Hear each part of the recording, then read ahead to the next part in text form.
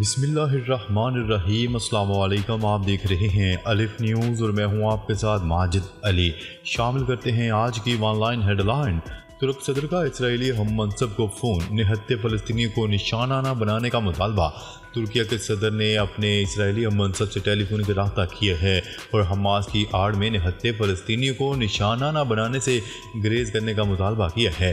ترکیہ کے صدر رجب طیب اردوغان نے ٹیلی فونک گفتگو کے دوران اسرائیلی صدر اسحاق ہیرزوگ پر علاقے میں امن کے لیے 2 ریاستی فارمولے پر بھی زور دیا۔ رجب طیب اردوغان کا کہنا تھا کہ حماس پر حملے کے دوران اسرائیل اخلاقی روایات برقرار رکھے، حماس کی آڑ میں نہتے فلسطینی کو نشانہ نہ بنایا جائے۔ سیکرٹری جنرل اقوام متحدہ کا غزہ کے مکمل محاصرے پر اظہار تشویش۔ اقوام متحدہ کے سیکرٹری جنرل انتونیو گوٹریس نے اسرائیل کی جانب سے غزہ کے مکمل محاصرے پر تشویش کا اظہار کیا ہے۔ اپنے ایک بیان میں سیکرٹری جنرل اقوام متحدہ انتونیو گوٹریس نے کہا کہ غزہ میں بجلی، ایندھن اور کھانے کی ترسیل بند ہونے سے سنگین صورتحال مزید بگڑ جائے گی۔ انہوں نے مزید کہا کہ غزہ میں موجود بے یار و مددگار فلسطینیوں کے لیے انسانی امداد نہ روکی جائے۔ عالمی برادری فوری انسانی امداد کے لیے آگے آئیں۔ غزہ میں خون ریزی کا ذمہ دار اسرائیل ہے۔ شمالی کوریا کی حکومت نے غزہ میں خون ریزی کا ذمہ دار اسرائیل کو قرار دے دیا۔ نیوز رپورٹ کے مطابق شمالی کوریا کے حکمران جماعت کے ترجمان نے غزہ میں حالیہ خراب صورتحال اور خون ریزی کا ذمہ دار اسرائیل کو قرار دے دیا۔ اپنی تحریر میں انہوں نے لکھا کہ غزہ اور اسرائیل کے درمیان جھڑپیں اسرائیل کی فلسطینی عوام کے خلاف مسلسل مجرمانہ کارروائیوں کا نتیجہ ہے۔ اسرائیل اور فلسطین مسئلے کا حل آزاد فلسطینی ریاست کا قیام ہے۔ ایران نے اسرائیل کو خبردار کر دیا۔ ایران کا اسرائیل کو خبردار کرتے ہوئے کہنا تھا کہ اگر کسی بھی قسم کی احمقانہ کارروائی کی گئی تو اس کا منہ توڑ تباہ کن جواب دیا جائے گا۔ بین الاقوامی خبرساں ادارے کی رپورٹ کے مطابق اقوام متحدہ میں ایرانی مشن نے اسرائیل پر حملوں میں حماس کی معاونت کا الزام بھی رد کر دیا۔ ایران کے مطابق فلسطینیوں کی جانب سے اٹھائے گئے اقدامات 7 دہائیوں کے جابرانہ قبضے اور ناجائز صہیونی حکومت کے گھناؤنے جرائم کے خلاف جائز دفاع ہے۔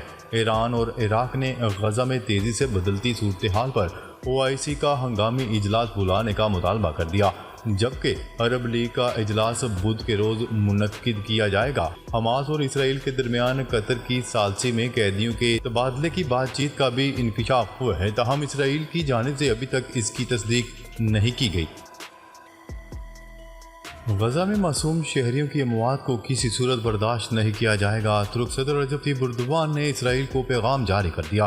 ترک صدر رجب طیب اردوغان نے اسرائیل سے غزہ پر بمباری روکنے کا مطالبہ کرتے ہوئے کہا ہے کہ معصوم شہریوں کی اموات کو کسی صورت برداشت نہیں کیا جائے گا۔ تفصیلات کے مطابق حماس اور اسرائیل جنگ رکوانے کے لیے ترک صدر رجب طیب اردوغان متحرک ہیں۔ ترک صدر نے اسرائیل اور فلسطینی صدروں سے رابطہ کیا اور کشیدگی کم کرنے پر زور دیا۔ ترک صدر رجب طیب اردوغان نے اسرائیلی ہم منصب سے فون پر غزہ پر بمباری روکنے کا مطالبہ کیا ہے، جس کے بعد رجب طیب اردوغان نے امیر قطر سے بھی ٹیلی فونک رابطہ کیا۔ ترک صدر کے لبنان اور ملائیشیا کے وزیر اعظم سے بھی رابطے کیے گئے، جس میں فلسطین اسرائیل کشیدگی کو کم کروانے کے لیے اقدامات پر تبادلہ خیال کیا گیا۔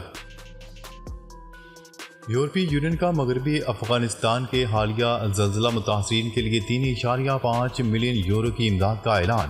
انسانی بنیادوں پر فراہم کردہ یہ رقم متاثرہ آبادی کے انتہائی اہم ضروریات کو پورا کرنے کے لیے استعمال ہوگی۔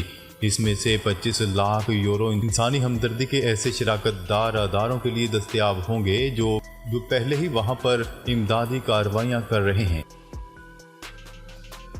حماس کی طرف سے الاقصی آپریشن میں اسرائیلی ہلاکتوں کی تعداد 900 ہو گئی ہے، جبکہ غزہ پر 4 روز سے جاری بمباری میں شہید ہونے والے فلسطینیوں کی تعداد 700 سے تجاوز کر چکی ہے، جن میں 140 بچے بھی شامل ہیں۔ عالمی خبرساں ادارے کی رپورٹ کے مطابق جمعے اور ہفتے کی درمیانی شب حماس کے اچانک حملے کے بعد سے ایرانی فوج اب تک سنبھل نہیں پائی ہے۔ مختلف جھڑپوں میں ہلاک ہونے والے اسرائیلیوں کی ہلاکت کی تعداد 900 سے تجاوز کر چکی ہے، جن میں 100 سے زائد فوجی اور پولیس اہلکار سمیت غیر ملکی شہری بھی شامل ہیں۔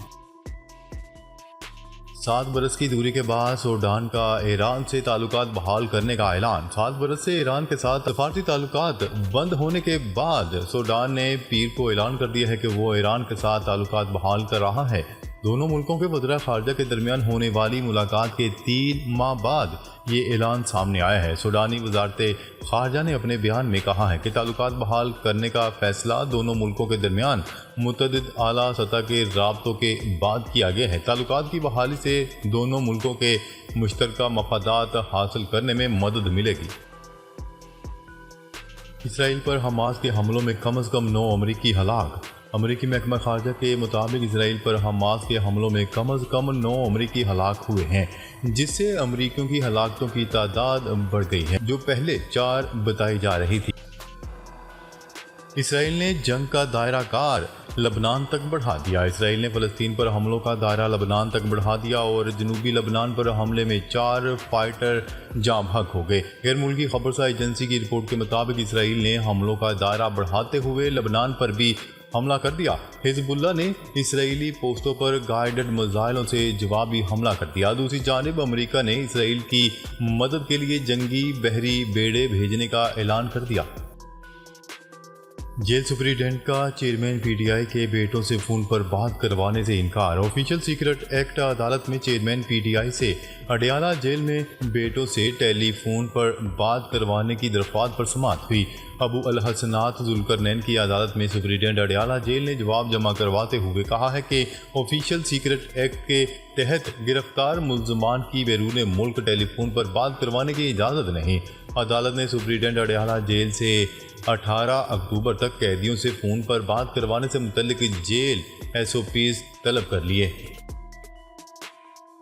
سعودی عرب دیرپا امن کے حصول کے لیے فلسطینیوں کے ساتھ ہے۔ سعودی ولی عہد محمد بن سلمان سعودی ولی عہد شہزادہ محمد بن سلمان نے موقف اختیار کرتے ہوئے کہا ہے کہ سعودی عرب جائز حقوق اور دیرپا امن کے حصول کے لیے فلسطینیوں کے ساتھ ہے۔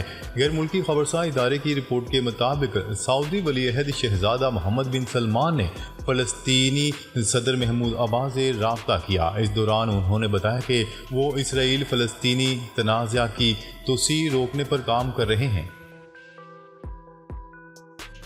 یورپی یونین نے فلسطین کی امداد روکنے کی مخالفت کر دی۔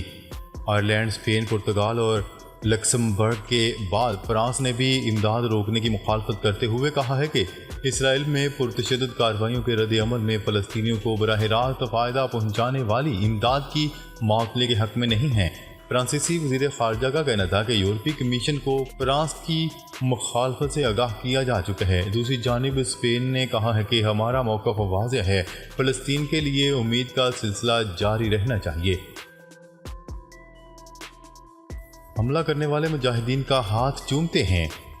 ایران کے سپریم لیڈر آیت اللہ خامنائی کا کہنا ہے کہ اسرائیل پر حماس کے حملوں میں ایران ملوث نہیں۔ ٹی وی پر خطاب میں ایران کے سپریم لیڈر نے اسرائیل پر حماس کے حملوں کو سراہتے ہوئے کہا ہے کہ جس نے صہیونی ریاست پر حملہ کیا ہم ان کے ہاتھ چومتے ہیں۔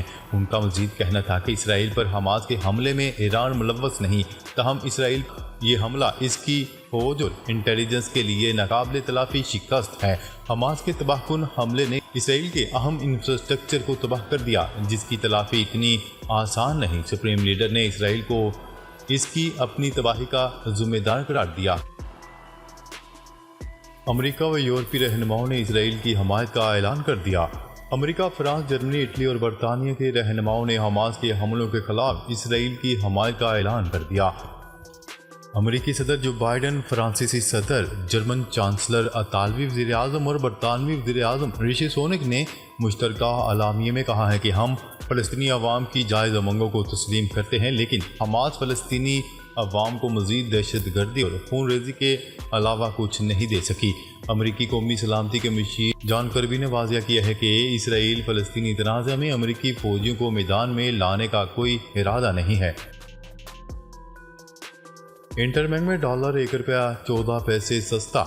اسٹیٹ بینک کے مطابق انٹر بینک میں ڈالر 280 روپے 51 پیسے پر بند ہوا۔ دوسری جانب ابھرتی ہوئی اور فرنٹ لائن معیشتوں میں پاکستانی کرنسی نے کاروباری ہفتے کے آغاز پر امریکی ڈالر کے مقابلے میں بہتر کارکردگی کا اعزاز برقرار رکھا۔ اسٹیٹ بینک اور بلومبرگ کے اعداد و شمار کے مطابق پیر کو انٹر بینک میں امریکی ڈالر کے مقابلے میں پاکستانی کرنسی کی قدر میں 0.4% کی نمو ریکارڈ کی گئی۔ 2023 کا دوسرا اور آخری سورج گرہن 14 اکتوبر کو ہوگا۔ ماہرین فلکیات کے مطابق اس سورج گرہن کو رنگ آف فائر کا نام دیا گیا ہے اور اس دوران چاند سورج کو اپنے پیچھے مکمل چھپا نہیں سکے گا، اس لیے سورج کا بیرونی حصہ ایسے دکھائی دے گا جیسے کوئی آگ کا چھلا ہو۔ محکمہ موسمیات کا کہنا ہے کہ سورج گرہن کا نظارہ پاکستان میں نہیں کیا جا سکے گا۔ 5 ریاستوں میں مودی سرکار کی رخصتی کا راستہ ہموار ہو گیا۔ صدر انڈین نیشنل کانگریس کا کہنا ہے کہ 5 ریاستوں میں انتخابات کے اعلان کے ساتھ ہی ان ریاستوں میں مودی سرکار کی رخصتی کا راستہ ہموار ہو گیا ہے۔ بھارتی میڈیا کی رپورٹس کے مطابق بھارتی الیکشن کمیشن کی جانب سے راجستھان، چھتیس گڑھ، مدھیہ پردیش، تلنگانہ اور میزورم میں اسمبلی انتخابات کی تاریخوں کا اعلان کر دیا گیا ہے۔ خیبر پختونخوا سرکاری ملازمین کا الاؤنس بند کرنے کا نوٹیفکیشن جاری۔ خیبر پختونخوا کی نگراں حکومت نے سرکاری محکموں میں خدمات انجام دینے والے سرکاری ملازمین کو دوہرے الاؤنسز کی ادائیگی روکنے کا نوٹیفکیشن جاری کر دیا۔ محکمہ خزانہ نے غلط طریقے سے مذکورہ الاؤنسز وصول کرنے والے ملازمین سے سختی سے ریکوری کی ہدایت بھی جاری کر دی۔ ناظرین، اب تک کے لیے اتنا ہی۔ مزید خبریں لے کر بہت جلد آپ کی خدمت میں حاضر ہوں گے۔ تب تک کے لیے اپنا خیال رکھیے گا۔ اللہ نگہبان۔